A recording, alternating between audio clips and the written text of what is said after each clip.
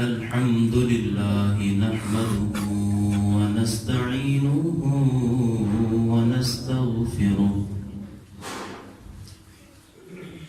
ونستغفره ونؤمن به ونتوكل عليه ونعوذ بالله من شرور أنفسنا ومن سيئات أعمالنا من يهده الله فلا مضل له ومن يضلله فلا هادي له ونشهد أن لا إله إلا الله وحده لا شريك له ونشهد أن سيدنا وسندنا وكريمنا ووكيلنا وكفيلنا وسيدنا ومولانا محمدا عبده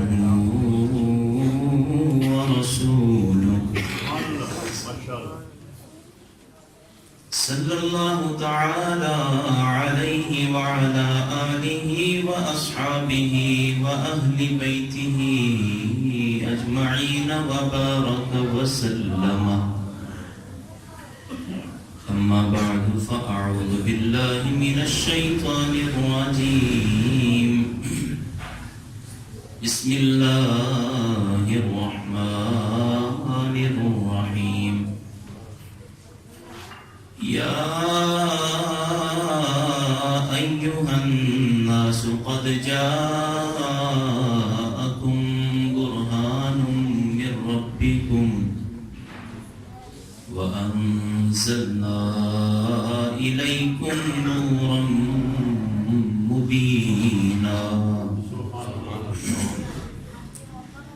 صدق الله العظيم وصدق رسوله النبي الكريم الأمين ونحن على ذلك لمن الشاهدين والشاكرين والحمد لله رب العالمين. قال الله تبارك وتعالى في شان حبيبه مخبرا وآمرا: إن الله وملائكته يصلون على النبي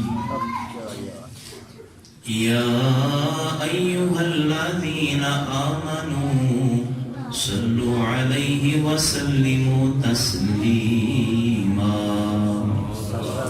الصلاة والسلام عليك يا سيدي يا رسول الله وعلى آلك وأصحابك يا حبيب الله. الصلاة والسلام عليك يا نبي الله وعلى آلك وأصحابك يا نور الله. الصلاة والسلام عليك يا شفيع المذنبين. الصلاة والسلام عليك يا رحمة للعالمين.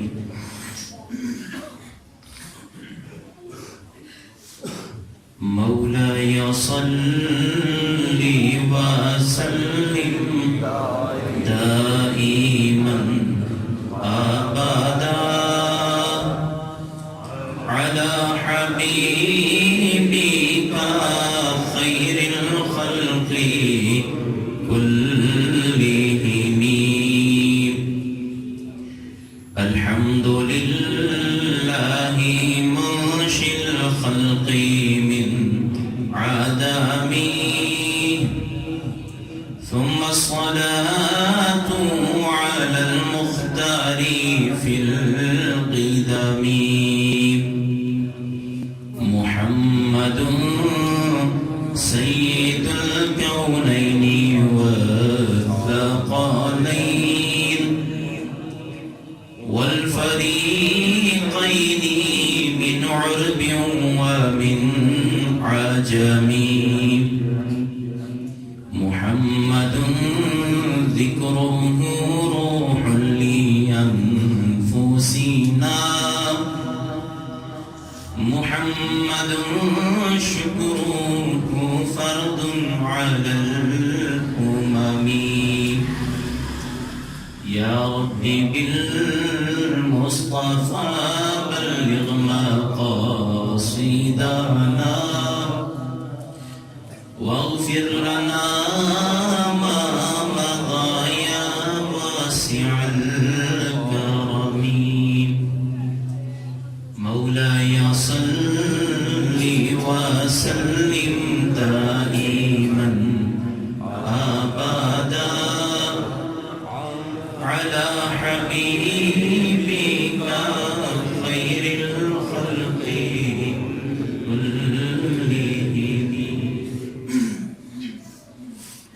اللہ رب العزت کی حمد و ثنا اور اس کے پیارے حبیب حضور تاجدار مدینہ سرور قلب و سینہ فخر انسانیت فخر آدم و بنی آدم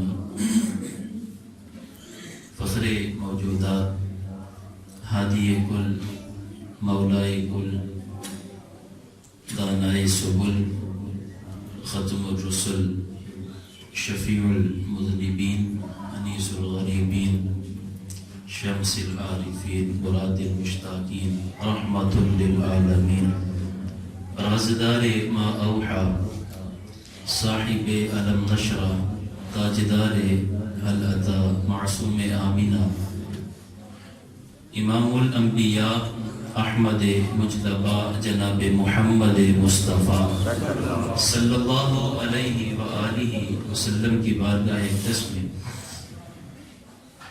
درود و سلام کا نذرانہ ہدیۃً تحفۃً عرض کرنے کے بعد آج سے صدیاں قبل حضور اس دنیا میں جلوہ گر ہوئے، لیکن الحمدللہ آج بھی ماحول کی تازگی اور آپ کے جذبات حضور علیہ السلام کے عشاق اور دیوانوں کے جو چہرے کھلے ہوئے ہیں، یوں محسوس ہوتا ہے جیسے کوئی کل ہی گزر کے گیا۔ پھر دیکھیں کہاں حضور علیہ السلام اور کہاں آج وہ مدینہ شریف، مکہ شریف، عرب کا علاقہ، اور کہاں یہ سرزمین ہندوستان کا علاقہ۔ بریلی کے تاجدار نے یہ کہا تھا، عرش پہ تازہ چھیڑ چھاڑ، فرش پہ طرفہ دھوم دام، کان جدھر لگائے یہ آقا تیری ہی داستان۔ الحمدللہ ابھی قاری صاحب فرما رہے تھے کہ جو ہم ذکر کرتے ہیں حضور ہمارے ذکر کے محتاج تو نہیں، کیونکہ حضور کی ذات وہ ذات ہے جن کے متعلق رب نے فرمایا تھا وَرَفَعْنَا لَكَ ذِكْرَكَ، سونے ہم نے آپ کا ذکر بلند فرما دیا۔ یار جس کا ذکر رب بلند فرما دے، ایک تو یہ کہ دنیا کی کوئی طاقت اس کو بند نہیں کر سکتی، دوسرا یہ کہ وہ کسی دنیا دار کے ذکر کا محتاج نہیں۔ پھر ہم جو یہاں کیوں بیٹھے ہیں؟ اس لیے کہ ذکر ان کا کر کے، اپنے نبی کا کر کے اپنی بخشش کا سامان تیار کرنا۔ آپ یوں سمجھ لیجئے کہ امام محمد بن سیرین رحمت اللہ علیہ ایک بزرگ ہوئے ہیں، جب کبھی محفل کے اختتام ہوتا دعا کی جاتی ہے، آپ نے دعا کرنی، آپ نے دعا کے اندر یہ جملہ ضرور کہنا کرنا، اللہم اغفر لی ابی ہریرہ ولی امہ ولمن استغفر لہما، اے اللہ ابو ہریرہ کی بخشش فرما، ابو ہریرہ کی ماں کی بخشش فرما۔ یہ آپ نے ان کے لیے دعا کرنی۔ جب یہ دعا کرنی تو کسی نے پوچھا کہ حضرت بڑے بڑے جلیل القدر صحابہ ہیں، آپ ان کا نام نہیں لیتے؟ اول تو صحابہ ہماری دعاؤں کے محتاج نہیں، وہ تو الحمدللہ بخشے ہوئے ہیں، یہ تو وہ ہیں کہ جن کو حضور نے جنت کی بشارتیں عطا فرمائی۔ ایک تو یہ، تو دوسرا یہ کہ اگر آپ نام لیتے ہیں تو جناب ابو ہریرہ رضی اللہ تعالی عنہ کا نام لیتے ہیں، اور کسی صحابی کا نام نہیں لیتے۔ تو امام محمد بن سیرین رحمۃ اللہ علیہ آپ فرمانے لگے بات یہ ہے، یہ مجھے بھی پتا ہے کہ وہ صحابی رسول ہیں، جلیل القدر صحابہ میں سے، وہ کوئی میری دعا کے محتاج نہیں، لیکن تم یہ دیکھتے ہو، میں کچھ اور دیکھتا ہوں۔ میں کیا دیکھتا ہوں؟ میں جناب ابو ہریرہ کی دعا دیکھتا ہوں۔ وہ دعا کیا کرتے تھے ابو ہریرہ؟ کیا دعا کرتے تھے؟ اللہم اغفر لی ابی ہریرہ ولی امہ ولی من استغفر لہما۔ یا اللہ ابو ہریرہ کی بخشش فرمانا، ابو ہریرہ کی ماں کی بخشش فرمانا، اور جو ہمارے لیے بخشش کی دعا کرے تو اس کی بھی بخشش فرما دینا۔ میں دعا ان کے لیے کر کے بخشش اپنی کا سامان تیار کرتا ہوں۔ بس یہ سمجھ لیجئے نام ان کا لینا ہے، ذکر ان کا کرنا ہے، بخشش اپنی کا تلاش کرنا ہے اور بہانہ بنانا ہے۔ اللہ تعالیٰ کی بارگاہ میں یہ دعا ہے، اللہ تعالیٰ ہم سب کی حاضری اپنی بارگاہ اقدس میں قبول و منظور فرمائے۔ انتہائی اختصار کے ساتھ میں چند ایک باتیں آپ کے گوش گزار کرنا چاہتا ہوں۔ اللہ تعالیٰ نے قرآن پاک کے اندر ارشاد فرمایا، یا ایھا الناس قد جاءکم برہان من ربکم وانزلنا الیکم نورا مبینا۔ قیامت تک آنے والی نسل انسانیت کو مخاطب کر کے اللہ تعالیٰ نے ارشاد فرمایا، اے لوگو قد جاءکم برہان من ربکم، تمہارے پاس تمہارے رب کی طرف سے برہان آئی ہے، اور وانزلنا الیکم نورا مبینا، اور ہم نے تمہاری طرف نور مبین کو اتارا۔ دو چیزوں کا ذکر اللہ تعالیٰ نے قرآن پاک کی اس آیت میں بیان فرمایا، ایک برہان کا اور ایک نور مبین کا۔ تمام علماء کا اتفاق ہے کہ برہان سے مراد آمینہ کے لال کی ذات ہے، اور نور مبین سے مراد ان پہ نازل ہونے والی کتاب قرآن پاک مراد ہے۔ تو پھر پتہ چلا کہ اللہ تعالیٰ نے حضور علیہ السلام کو برہان بنا کے پیدا فرمایا، اور ان پر جو نازل ہونے والی کتاب ہے اس کو نور مبین جو ہے وہ اللہ نے ارشاد فرمایا۔ اب برہان اس کے کئی معنی ہیں، ان معنوں میں سے دو معنی بڑے معروف ہیں، ایک یہ کہ برہان کا معنی ہے معجزہ، اور ایک معنی یہ ہے کہ برہان کا معنی ہے دلیل۔ اگر معجزہ لیں تو پھر معنی یہ ہے کہ اللہ نے اپنے پیارے محبوب علیہ السلام کو معجزہ بنا کے پیدا فرمایا۔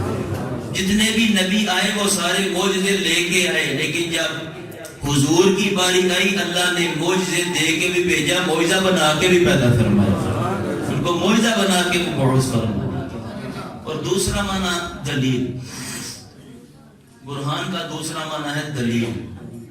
پھر معنی یہ ہوا اللہ نے اپنے پیارے محبوب علیہ السلام کو دلیل بنا کے پیدا فرمایا، حضور دلیل بن کے آئے، برہان بن کے آئے۔ اچھا، حضور دلیل ہیں، دلیل بعد میں ہوتی ہے، پہلے دعویٰ ہوتا ہے۔ پہلے ایک شخص دعویٰ کرتا ہے، پھر اسے کہتا ہے جناب آپ کا دعویٰ تو ہے، کوئی دلیل بھی تو پیش کرے نا، پھر بعد میں دیتا ہے دلیل۔ دعویٰ ہے لا الہ الا اللہ، وہی پرانا دعویٰ جو چلتا آ رہا تھا انبیاء سے، آدم علیہ السلام سے چلا حضور علیہ السلام، دعویٰ وہی ہے لا الہ الا اللہ۔ اس دعوے پہ رب نے جو دلیل بنایا وہ محمد رسول اللہ کو دلیل بنایا صلی اللہ علیہ وآلہ وسلم، حضور دلیل بن کے آئے۔ اب یہاں میں جو بات عرض کرنا چاہتا ہوں وہ یہ ہے کہ دنیا کا کوئی مقدمہ ہو کورٹ کے اندر، کچہری کے اندر، تو پھر اس کو حل کرنے کے لیے، معاملات کو بہتر بنانے کے لیے ظاہر وکلاء کا انتخاب کرنا پڑتا ہے، وکیل کرانا پڑتا ہے۔ جب وکیل بن جاتے ہیں جو جج کے سامنے پیش ہوتے ہیں مقدمے کے لیے، تو دونوں طرف سے جو وکلاء ہیں ہر ایک کی خواہش ہے کہ میں ایسے دلائل دوں کہ مقدمے کا فیصلہ میرے حق میں ہو جائے، ادھر بھی یہی ہے ادھر بھی یہی ہے، وہ کوئی کسر نہیں چھوڑتے، بلکہ اللہ تعالیٰ معاف فرمائے آج کل تو جو کورٹ کچہری کے حالات ہیں، سچ کو جھوٹ کرنا اور جھوٹ کو سچ کرنا یہ تو کوئی بات ہی کوئی نہیں، اور جھوٹے گواہ اور قرآن پاک والعیاذ باللہ، کوئی قرآن اس لیے تھا نہیں آیا تھا کہ کچہریوں کے اندر جو ہے وہ اس کو اٹھایا جائے اور جھوٹی قسمیں کھائی دیں۔ اللہ تعالیٰ معاف فرمائے یہ امت کس طرف چل پڑی۔ تو یہ کورٹ کچہری کے اندر یہ بڑے بڑے معاملات چلتے ہیں وکلاء کے، لیکن مقصد جو بیان کرنے کا ہے وہ یہ ہے کہ ہر وکیل جو دلیل دینے والا ہے اس کی خواہش ہے کہ میں دلیل ایسی دوں کہ کوئی دلیل رد نہ کر سکے، میری اس دلیل پہ کوئی اعتراض نہ آ سکے، پوری کوشش کرتا ہے۔ عرض کرنا یہ ہے کہ دنیا کا کوئی مقدمہ ہو اور اس مقدمے میں کوئی وکیل دلیل پیش کرے تو وہ بھی وہ تلاش کر کے لائے کہ کوئی دنیا کی طاقت اس میں عیب نہ نکال سکے۔ اور یارو جس رب نے اپنے نبی محمد مصطفیٰ کو دلیل بنا کے بھیجا ہے اس نے عیب کہاں چھوڑا ہوگا؟ اس لیے بریلی کے تاجدار نے کہا تھا وہ کمال حسن حضور ہے کہ گمان نفس جہاں نہیں، سمجھے وہ کمال حسن حضور ہے کہ گمان نفس، کمی کا جو گمان جہاں نہیں، جہاں کمی کا گمان بھی نہیں، یہی پھول خار سے دور ہے، یہی شمع ہے کہ دعا نہیں۔ وہ کہتے ہیں جہاں پھول ہوتے ہیں وہاں کانٹے بھی ہوتے ہیں، جہاں شمع جلتی ہیں وہاں دھوئیں بھی اٹھتے ہیں، لیکن قربان جائیں حضور کی ذات پہ، حضور وہ پھول ہے جہاں خوشبو ہی خوشبو ہے، کانٹا کوئی نہیں، اور حضور وہ شمع ہے جہاں روشنی ہی روشنی ہے، دھواں کوئی نہیں۔ تو اللہ تعالیٰ نے جب اپنے پیارے محبوب علیہ السلام کو دلیل بنا کے بھیجا تو یہ کیسے ہو سکتا ہے کہ اللہ تعالیٰ نے ان میں کوئی معاذ اللہ کوئی کمی چھوڑی ہو؟ وہ کسی نے کہا تھا نا سر سے لے کے پاؤں تک تنویر ہی تنویر ہے، منہ سے جیسے بولتی قرآن کی تفسیر ہے، سوچتی تو ہوگی دنیا مصطفیٰ کو دیکھ کے وہ مصور کیسا ہوگا جس کی یہ تصویر ہے۔ اور حضرت حسان بن ثابت رضی اللہ تعالیٰ عنہ نے بھی حضور کے سامنے بیٹھ کے یہ کہا تھا وَأَحْسَنُ مِنْكَ لَمْ تَرَ قَطُّ عَيْنِي وَأَجْمَلُ مِنْكَ لَمْ تَلِدِ النِّسَاءُ خُلِقْتَ مُبَرَّأً مِنْ كُلِّ عَيْبٍ كَأَنَّكَ قَدْ خُلِقْتَ كَمَا تَشَاءُ۔ اے پیارے محبوب علیہ السلام، اللہ نے آپ کو ہر عیب سے پاک پیدا فرمایا ہے، اور کہ یوں لگتا ہے جیسا جیسا آپ نے چاہا رب نے ویسا ویسا ہی پیدا فرما دیا۔ یہ تھا صحابہ کا عقیدہ، الحمدللہ صحابہ کا عقیدہ۔ حضور علیہ السلام کے ایک صحابی ہیں حضرت خزیمہ رضی اللہ تعالی عنہ۔ اللہ کے پیارے محبوب علیہ السلام مدینہ شریف سے باہر تشریف لے گئے، دیکھا سوا نامی ایک شخص ہے، اس کے پاس ایک گھوڑا تھا، حضور کو پسند آیا، حضور نے اسے سودا کیا، سودا ہو گیا، قیمت طے ہو گئی۔ حضور نے فرمایا چونکہ میں خریداری کی نیت سے تو نہیں آیا تھا، اس لیے پاس اس وقت رقم نہیں، تم یوں کرو میرے پیچھے پیچھے آؤ، میں تمہیں اس کی رقم جو ہے وہ ادا کرتا ہوں۔ وہ حضور کے پیچھے پیچھے چل پڑا۔ حضور علیہ السلام آپ آگے آگے تشریف لے جا رہے ہیں، وہ آہستہ آہستہ ہولے ہولے حضور کے پیچھے پیچھے چل رہا ہے۔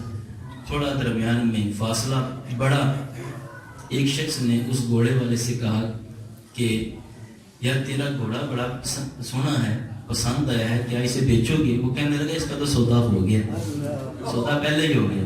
ایک اس کے ساتھ ہے، وہ جو شخص آگے آگے جا رہا ہے اس کے ساتھ میں نے سودا کر لیا، یہ گھوڑا اسے دے دی۔ کتنے کا؟ اتنے کا۔ اس نے کہا اچھا میں اتنے زیادہ دیتا، اتنے زیادہ لے لو اور مجھے یہ گھوڑا دے دو۔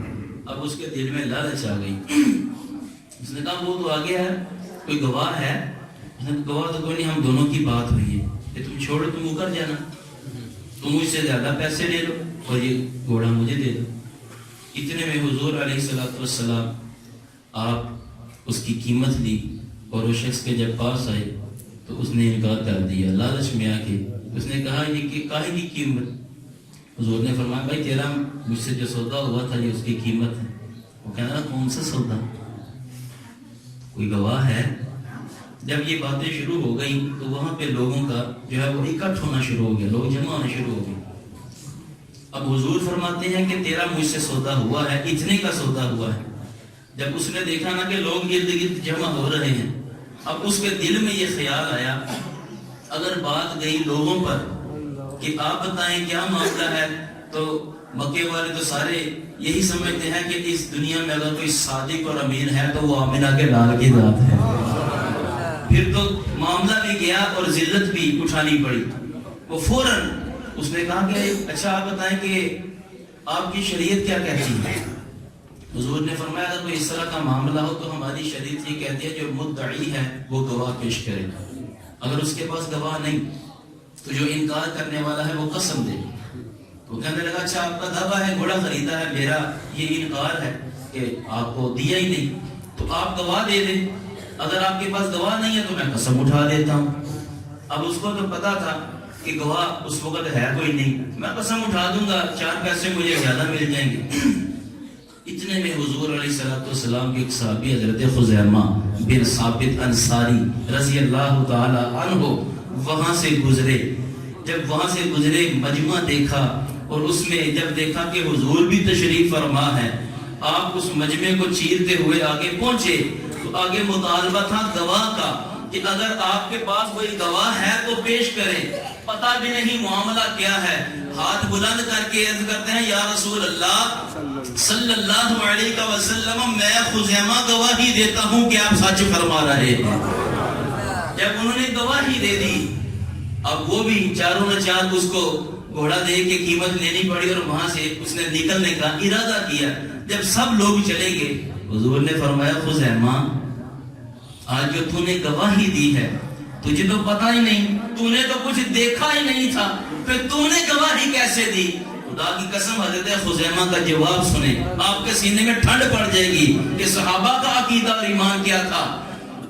حضرت خزیمہ رضی اللہ تعالی عنہ عرض کرتے ہیں یا رسول اللہ صلی اللہ علیہ وسلم ہم نے تو خدا کو بھی نہیں دیکھا تھا, ہم نے تو خدا کو بھی نہیں دیکھا, ہم تو 360 بتوں کے قائل تھے.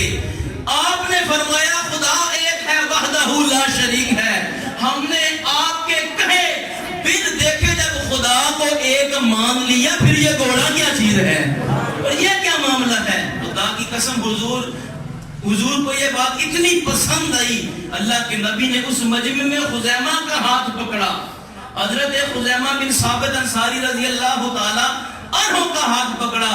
آج لوگ کہتے ہیں نبی کر کچھ نہیں سکتا, نبی کو کیا اختیار ہے. یہ دیکھو نبی کا اختیار, شریعت کا فیصلہ ہے, قرآن کے اندر یہ فیصلہ موجود ہے. جب بھی کوئی مقدمہ ہو, گواہوں کی بات آئے, قرآن کا فیصلہ ہے کہ 2 مرد گواہی دیں گے, لیکن اللہ کے نبی نے اس وقت اپنا اختیار استعمال فرمایا. خزیمہ کے ہاتھ کو پکڑا, زمانے کو خزیمہ دکھایا اور ہاتھ لہرا کے بتایا لوگوں قرآن کا یہی فیصلہ ہے, جب گواہ کی ضرورت پیش ہو تو 2 مرد گواہی دیں گے, اگر 1 مرد ہے تو 2 عورتیں گواہی دیں گی ساتھ میں. لیکن جہاں میرا خزیمہ اکیلا گواہی دینے والا ہو یا خزیمہ کی گواہی کی بات آئے تو اس اکیلے کی گواہی 2 کے برابر سمجھی جائے گی. یہ حضور علیہ السلام کا فیصلہ تھا کہ خزیمہ اکیلے کی گواہی 2 کے برابر سمجھی جائے.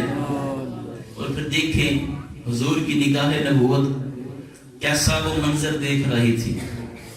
آگے علماء فرماتے ہیں کہ جب حضرت ابوبکر صدیق رضی اللہ تعالیٰ عنہ آپ نے قرآن پاک کو جمع فرمایا, آپ کے حکم پہ قرآن جمع ہونے لگا.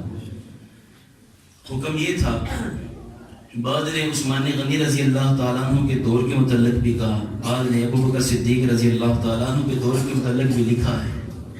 حکم دیا کہ قرآن پاک کو جمع کریں, اور جو کاتب وحی تھے حضرت زید بن ثابت رضی اللہ تعالیٰ عنہ, انہیں فرمایا کہ قانون بنا دو کہ جو بھی آیتیں لے کے ہیں اعلان کرو, جس کے پاس کوئی قرآن کی آیت ہے وہ آ کے آپ کو دکھائے, قرآن ایک کتابی شکل میں کرے.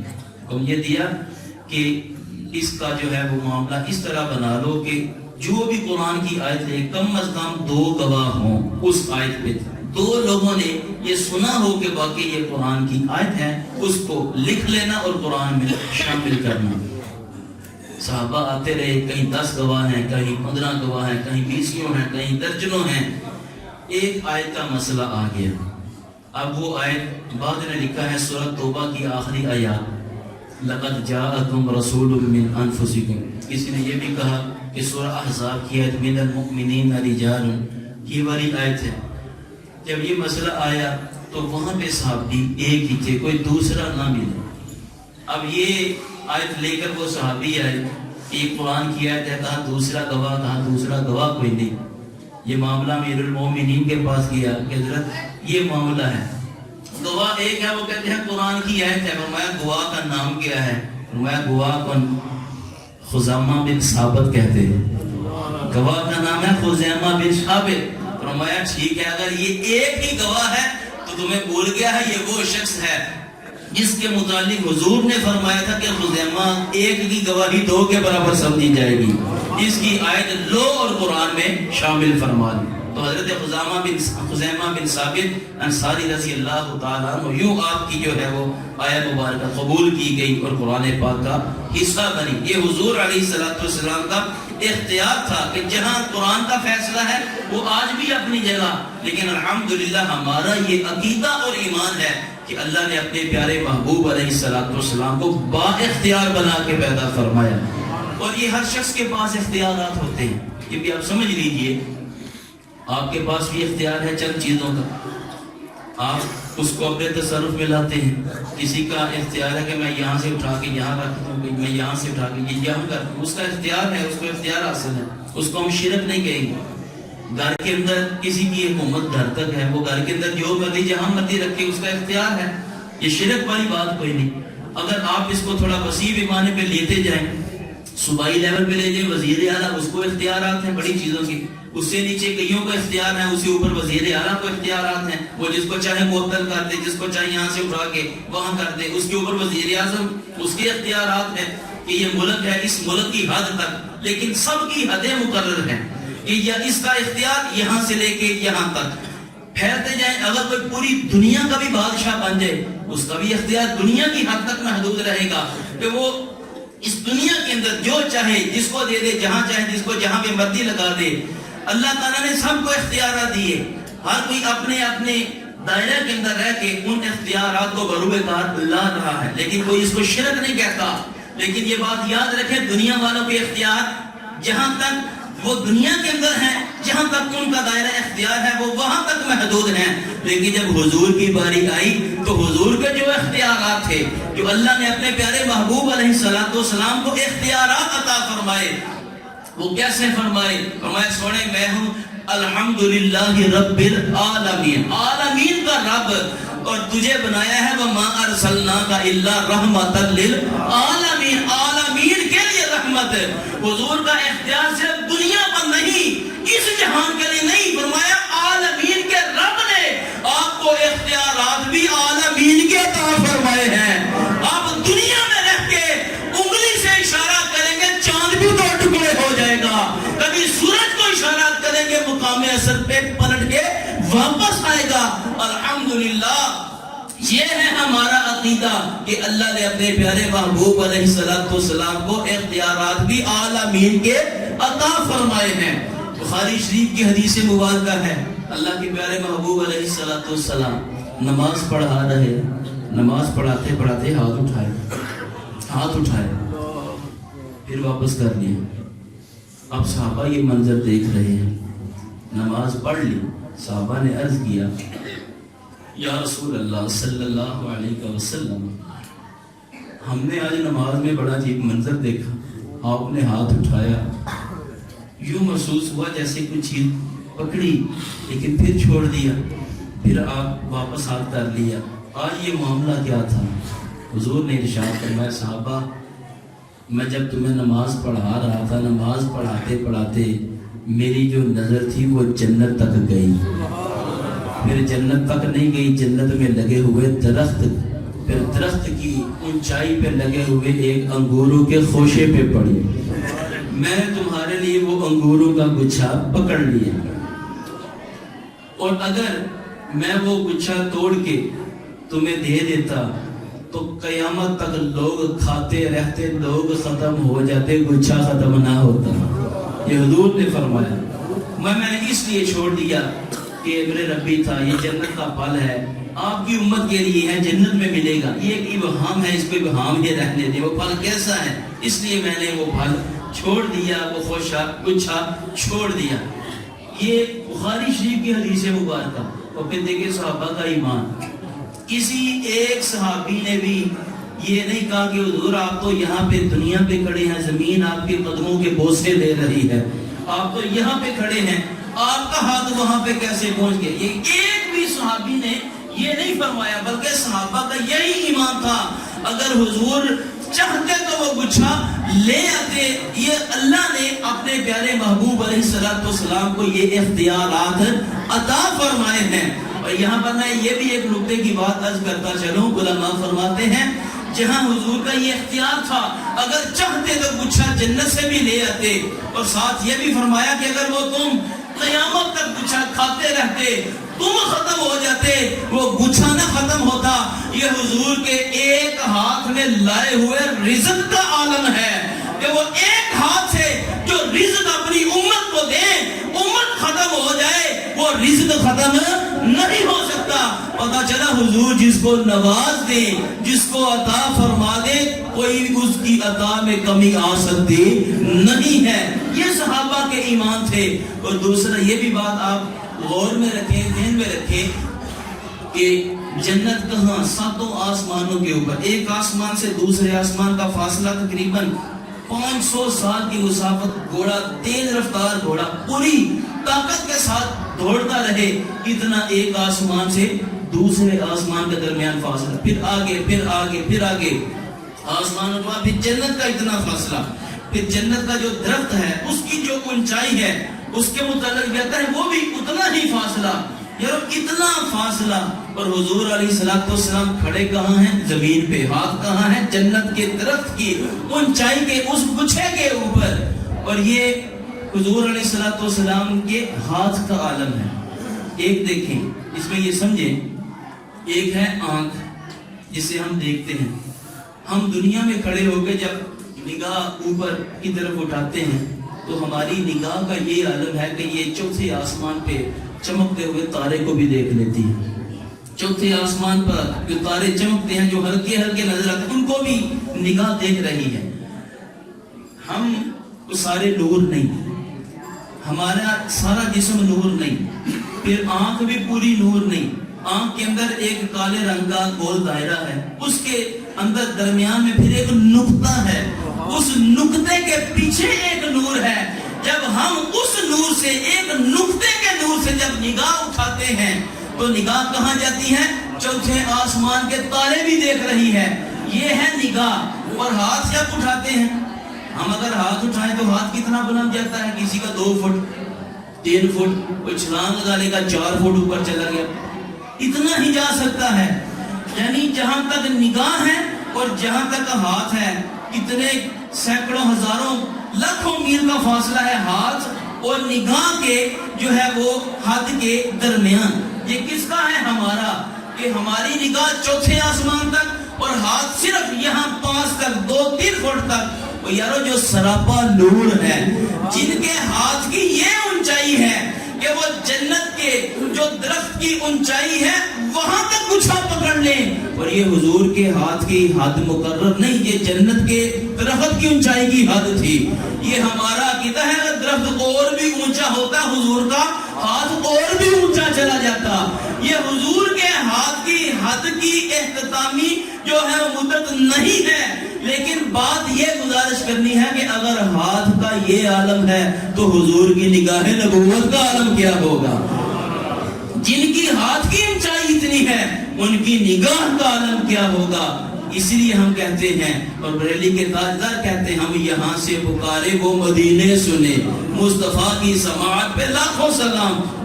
وہ ہم جیسے نہیں, اللہ نے ان کو بے مثل و بے مثال بنا کے پیدا فرمایا. حضور کو ہر چیز کا اختیار عطا فرمایا, جیسا حضور چاہے. فرمایا خالق میں ہوں لیکن مالک آمنہ کے لال کو بنا دیا ہے, جیسا آپ چاہیں آپ فرما لیں. آخری بات قرآن پاک کی 28واں پارہ آپ کھولے, پہلی سورت ہے, اس کا نام ہے مجادلہ. جادلہ یجادلو مجادلہ. مجادلہ کا مطلب ہے لڑائی, جھگڑا. درس نظامی کے اندر جو کتب پڑھائی جاتی ہیں ان میں ایک ہے مناظرہ رشیدیہ بھی ہے. وہاں پہ یہ تعریف لکھی ہے کہ مناظرہ اس کی 3 صورتیں ہیں. ایک تو مناظرہ ہے, ایک مقابرہ ہے اور ایک مجادلہ ہے، وہاں بھی مجادلہ لڑائی۔ اب 28واں پارہ پہلی سورت سورہ مجادلہ، اور سورت کا نام مجادلہ، مجادلہ کا مطلب لڑائی۔ اب پہلے یہ سنیں اس کا نام مجادلہ کیوں ہے؟ اصل میں ہوا یوں کہ ایک صحابیہ حضرت خولہ رضی اللہ تعالی عنہ، آپ کے خاوند نے انہیں ماں بہن کہہ دیا۔ اس وقت بیوی کو ماں بہن کہہ دینا یہ طلاق ہی سمجھا جاتا تھا، آخری فیصلہ کہ جس نے اپنی بیوی کو یہ کہہ دیا جا تو میرے لیے میری ماں کی طرح ہے، میری بہن، یہ ایسے رشتے کے ساتھ تشبیہ دے دی۔ اسے زہار کہتے ہیں فقہ کی زبان میں، کہ اس نے زہار کیا، ایسا رشتہ جس کے ساتھ نکاح حرام ہے، اپنی بیوی کو اس سے تشبیہ دے دے، نکاح ٹوٹ جاتا تھا۔ وہ خولہ آ گئی حضور کی بارگاہ میں، عرض کرنے لگی یا رسول اللہ صلی اللہ علیہ وسلم، میرے خاوند نے مجھے یوں کہا، اب میرے لیے کیا حکم ہے؟ حضور نے فرمایا بی بی تجھے طلاق ہو گئی، اب تو اپنے خاوند پہ حرام ہے۔ اب وہ کہتی ہے کہ یا رسول اللہ صلی اللہ علیہ وسلم، میں آپ کے پاس آئی ہوں، آپ میرا کچھ کیجیے، بچے ہیں، اگر خاوند کے پاس چھوڑ کے جاؤں تو وہ اتنے جوگا کوئی نہیں کہ بچوں کو سنبھال سکے، بچے تو رو جائیں گے، اور میں خود اتنے جوگی کوئی نہیں کہ میں بچے لے جاؤں، میں کہاں بچوں کو سنبھالتی پھروں، اس لیے آپ کوئی تصفیہ کرائیں، کوئی معاملہ آپ ارشاد فرمائیں۔ حضور فرماتے ہیں کہ بھائی تیرا میں کیا کروں، یہ قرآن کا فیصلہ ہے، یہ شریعت کا فیصلہ ہے، تجھے طلاق ہو گیا تو اپنے خاوند پہ حرام ہے۔ وہ جاتی نہیں، وہ کہتی ہے نہیں، وہ وہاں پہ بیٹھ گئی، لڑائی ڈال کے بیٹھ گئی کہ میرا کچھ کریں گے تو میں جاؤں گی، میری بات سنی جائے گی تو میں جاؤں گی، ورنہ میں جاؤں گی کوئی نہ۔ ام المومنین سیدہ عائشہ صدیقہ رضی اللہ تعالیٰ عنہ آپ فرماتی ہیں کہ میں نے خولہ کو کہا کہ خولہ صبر کر، ٹھہر جا، رک جا، دیکھ حضور کا چہرہ بتا رہا ہے کہ حضور کے اوپر وحی کے آثار ہیں، کوئی وحی آ رہی ہے۔ اب وحی کیا آئی؟ قرآن پاک کی اس 28ویں پارے سورہ مجادلہ کی پہلی آیت، اللہ نے فرمایا قد سمع اللہ قول التی تجادلک فی زوجہا، اور سونے تو تجھ سے اپنے خاوند کے بارے میں جھگڑا ڈال کے بیٹھی ہے، اس کو کہہ دو رب نے اس کی سن لی ہے، رب نے سن لی ہے۔ اللہ، یہ حضرت خولہ، اللہ نے فرمایا سمع اللہ۔ ایک دن حضرت عمر فاروق رضی اللہ تعالیٰ عنہ کا دور تھا، آپ سواری پہ سوار تھے، پیچھے صحابہ کرام ہیں، آپ کہیں تشریف لے جا رہے تھے، راستے میں ایک بی بی نے ہاتھ دیا کہ میری بات سنیں۔ حضرت عمر رضی اللہ تعالیٰ سواری سے نا ساتھ نیچے کر کے، بڑا مشکل ہوتا ہے کہ سواری سے نیچے سار کر کے پاس لانا، ان کی سواری سے اس بی بی کے پاس ساتھ کیا، کافی دیر تک سنتے رہے، باتیں ہوتی رہی۔ اب صحابہ تو غصہ ہے کہ یہ بی بی کو پتہ نہیں کہ امیر المومنین ہے، 23-24 لاکھ مربع میل کا یہ حکمران، تو اتنے معاملات ہیں، ہم نے کئی مسئلے مسائل کرنے، یہ بی بی راستہ روک کے بیٹھ گئی اور باتیں کرتی جا رہی۔ کافی دیر کے بعد، اور امیر المومنین کہ آپ بھی جو ہے آپ پہ بھی قربان ہے، بی بی کے لیے آپ نے سارے کام ترک کر دیے اور آپ جو ہے وہ ساتھ نیچے کر کے اس کی سنتے جا رہے ہیں۔ جب یہ سارا معاملہ ہو گیا، بی بی چلی گئی، صحابہ نے عرض کیا کہ امیر المومنین اتنا ٹائم، اور وہ بھی اس بی بی کو، آپ نے کہا جانتے ہو یہ بی بی کون ہے؟ جانتے ہو بی بی کون ہے؟ انہوں نے کہا ہم تو نہیں جانتے۔ فرمایا یہ وہ بی بی ہے جس کی اللہ نے بھی سنی تھی، یہ وہ بی بی ہے جس کی رب نے بھی سنی تھی۔ عمر کون ہوتا ہے کسی بی بی کی نہ سنے؟ یہ خولہ تھی، خولہ یہ وہ ہے جس کی رب نے بھی سنی تھی، قد سمع اللہ جس کے متعلق فرمایا تھا۔ اور پھر جب یہ قرآن پاک کی سورہ مجادلہ اتری، اس میں اللہ تعالیٰ نے زہار کا مسئلہ بھی بیان فرما دیا کہ جو زہار کرے یہ اس کا کفارہ ہے، اور یہی کفارہ روزے کے ٹوٹنے کا بھی ہے۔ جو روزہ توڑ دے، آج اگر کوئی مسئلہ پوچھے مولوی صاحب روزہ توڑ دیا ہے، کفارہ کیا ہے؟ یہ ہے کفارہ، یہ قرآن پاک کی آیات۔ کفارہ یہ اللہ تعالیٰ نے فرمایا کہ وہ ایک غلام آزاد کرے، غلام آزاد کرے۔ اچھا، اگر اس کے بعد فرمایا پھر جو ہے وہ 60 لگاتار روزے رکھے، چھوڑ کے نہیں، لگاتار پیدر پہ۔ اگر روزے نہیں رکھ سکتا پھر یوں کرے کہ 60 مسکینوں کو کھانا کھلائے، یہ ہے روزے کا کفارہ۔ اب حضور علیہ السلام تشریف فرما ہے، ایک صحابی آیا، ہلکت یا رسول اللہ، ہلکت یا رسول اللہ، یا رسول اللہ میں ہلاک ہو گیا۔ صحابہ کا جمع غفیر ہے، اور صحابہ رسول میں ہلاک ہو گیا۔ سرکار نے فرمایا کیا ہوا تجھے؟ یا رسول اللہ میں روزے کی حالت میں بیوی کے پاس چلا گیا، میرا روزہ ٹوٹ گیا، میں ہلاک ہو گیا۔ حضور نے فرمایا بیٹھ جائے۔ تیرا کچھ کرتے ہیں. اچھا دیکھیں صحابہ کو کتنی فکر تھی, چھپاتے نہیں تھے, پتہ تھا نا کہ ہر چیز سامنے آنی ہی آنی ہے, دنیا میں پاک ہو کے جائیں. اگر کوئی معاملہ ہوگا یہاں پہ توبہ کر لے, یہاں پہ سارے معاملات. یہ صحابہ تھے جن کو اپنے ایمانوں کی فکر تھی, اتنے وہ جو ہے وہ متقی اور تقوی والے. حضور کے صحابی ہیں حضرت حذیفہ بن یمان رضی اللہ تعالیٰ, یہ سرکار کے رازدار ہیں, رازدار. حضور نے کوئی راز کی بات کرنی ہوتی تو حذیفہ کے کان میں کیا کرتے تھے. ایک دن حضور نے حضرت عمر فاروق رضی اللہ تعالیٰ عنہ حذیفہ کے گھر چلے گئے, دروازے پہ دستک دی, حضرت حذیفہ باہر آئے, فرمانے لگے حضرت عمر فاروق, حذیفہ میں ایک بات کرنے آیا ہوں, کل رات مجھے پتہ لگا ہے حضور نے تجھے منافقوں کے نام بتائے ہیں, میں صرف یہ پوچھ رہا ہوں کہیں منافقوں میں عمر کا نام تو نہیں لیا حضور نے. کتنی فکر تھی. عرض کرنے لگی کہ اے عمر فاروق کہاں آپ اور کہاں منافق, یہ آپ کیسی بات, ماں بس مجھے یہ بتا دو, میرے دل میں رات کی بات تھی کہ حضور نے آپ کے کان میں منافقوں کے نام لیے, کہیں میرا نام تو نہیں لیا. یعنی یہ تھی صحابہ کو اپنے ایمانوں کی فکر. تو وہ صحابی حضور کی بارگاہ میں حلق تو میں ہلاک ہو گیا, سرکار میں بیٹھ جاؤ. اچھا وہ بیٹھ گئے. پھر حضور علیہ الصلوۃ والسلام آپ نے ارشاد فرمایا کہ ہاں تیرا مسئلہ یہ ہے, تو یوں کہا کہ قرآن کے اندر شریعت کا یہ فیصلہ ہے, قرآن کا فیصلہ, غلام آزاد کر. یا رسول اللہ میں تو بڑا بندہ, میں کہاں غلام آزاد کر, میرے پاس تو غلام کوئی نہیں. میں اچھا پھر تم یوں کرو کہ تم 60 جو ہے نا وہ لگاتار روزے رکھو. عرض کرنے لگے یا رسول اللہ ایک روزہ وہ پورا ہو نہیں سکا تو 60 میں کہاں رکھوں. ایک روزہ رکھ کے وہ قبلہ والد گرامی رحمۃ اللہ علیہ, وہ پنجابی میں بڑا خوبصورت انداز میں کہا کرتے تھے کہ اللہ ایک توڑ چڑھ جا نہیں تھے 60 کی میں پورے کراں گا. حضور نے فرمایا اچھا پھر یوں کرو, پھر آخری بات یہ ہے کہ 60 مسکینوں کو کھانا کھلا دو, 60 مسکینوں کو کھانا کھلا. عرض کی یا رسول اللہ صلی اللہ علیہ وسلم میں اس کی بھی طاقت نہیں رکھتا, پیسے کوئی نہیں, ماڑا ہوں, غریب ہوں, میں 60 مسکینوں کو کھانا بھی نہیں کھلا سکتا. یہ تھا شریعت کا فیصلہ. سرکار نے فرمایا کہ بیٹھ جاؤ. اب وہ بیٹھ گیا. ایک شخص کھجوروں کا ٹوکرا لیے حضور کی بارگاہ میں آ گیا. عرض کی یا رسول اللہ صلی اللہ علیہ وسلم یہ تر کھجورے ہیں, باغ کا پہلا پھل ہے, دل میں خواہش ہے کہ پہلا پھل حضور کی بارگاہ میں لے کے جاؤ, یہ تحفہ ہے, قبول فرمائیے. اب حضور فرمانے لگے بطور جو ہے وہ مزہ سرکار ما این الحالق, وہ کہاں ہے وہ ہلاک ہونے والا, وہ ہلاک ہونے والا کہاں ہے. یا رسول اللہ میں ادھر ہی ہوں, ادھر ہی ہوں. سرکار میں بھائی آ جا, آگے آ جا. وہ آگے آ گیا. سرکار نے آیا اچھا نہ تو غلام آزاد کیا نہ کر سکتا, نہ تو نے روزے رکھے نہ رکھ سکتے, نہ تو نے کہا کہ میں مسکینوں کو کھانا کھلا سکتا. اب یہاں سے حضور نے اپنا اختیار شروع فرمایا. اب حضور کا اختیار سنیے. سرکار نے فرمایا یہ کھجوروں کا ٹوکرا اٹھا اور مدینے کے مسکینوں کو کھلا دے. جو مدینے کے مسکین ہیں نا ماڑے, ان کو کھلا دے. جب یہ بات ارشاد فرمائی تو پھر وہی کھڑا. سرکار نے اب جاتا نہیں, اٹھانا, اب تو مسئلہ آسان ہو گیا. اب یہ اٹھا دے اور کھلا دے مسکینوں کو, تو پھر بھی نہیں جا رہا. لیکن اصل ایک اور بات کرنی ہے, میں وہ بھی کرو. میں اللہ کی قسم پورے مدینے میں مجھ سے زیادہ مسکین بھی کوئی نہیں ہے. حضور بھی مسکرا دی, حضور بھی مسکرا دی. فرمایا اچھا اور یہ ٹوکرا اٹھا اپنے گھر لے جا, خود بھی کھا, بچوں کو بھی کھلا, اللہ تیرا کفارہ قبول فرما دے.